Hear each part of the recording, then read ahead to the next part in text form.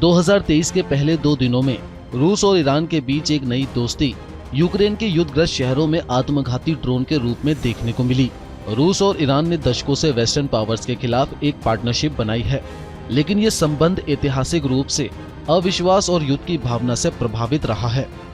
लेकिन रूस यूक्रेन युद्ध सब कुछ बदल रहा है, क्योंकि ईरान से अत्यंत आवश्यक सैन्य आपूर्ति को सुरक्षित करने और अपनी प्रतिबंधपस्त अर्थव्यवस्था को बचाने के लिए रूस ईरान को अपने टॉप फॉरेन पार्टनर्स में से एक के रूप में गले लगाने के लिए मजबूर है। रूस और ईरान के बीच गहराते संबंध यूक्रेन में खूनी युद्ध को लंबा कर सकते हैं, क्योंकि ईरान रूस को अधिक सैन्य सहायता और संसाधन प्रदान करता रहेगा। साथ ही ये मिडल ईस्ट में अमेरिकी एलाइज को भी खतरे में डालेगा, खासकर उन्हें जो ईरान का विरोध करते हैं। अगर रूसी सरकार नई मिलिट्री टेक्नोलॉजी और high and weapon system Iran को प्रोवाइड कराती रहेगी और समर्थन की इस नई लहर में ईरान रूस से हाई एंड मिलिट्री टेक्नोलॉजी और वेपन सिस्टम्स के रूप में सुखोई 35 लड़ाकू जेट और रूस का S-400 air defence system secure कर सकता है। ड्रोन की शिपिंग के साथ ईरान अब रूसी कंपनियों के साथ बेस्ट इकोनॉमिक और ट्रेड डील्स भी करेगा, जो अब तक अमेरिकी सैंक्शंस के कारण नहीं हो सका था। डिप्लोमेटिक फ्रंट की बात करें तो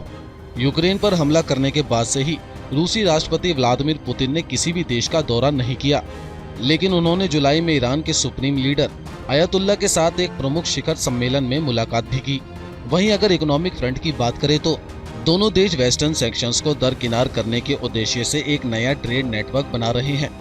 जिससे ये दोनों देश एक दूसरे को नदी और रेलवे लिंक के साथ साथ कैस्पियन सी के माध्यम से मिलिट्री इक्विपमेंट भेज सकेंगे। इसके अलावा ये बात किसी से नहीं छुपी है कि ईरान दशकों से न्यूक्लियर वेपन्स बना रहा है, और अगर ईरान को रूस का साथ मिला तो आने वाले कुछ सालों में ईरान ये न्यूक्लियर वेपन बहुत आसानी से बना भी लेगा। पहली बार रूस ईरान पर इतना निर्भर है, न केवल ड्रोन के लिए बल्कि मिडल ईस्ट में भी,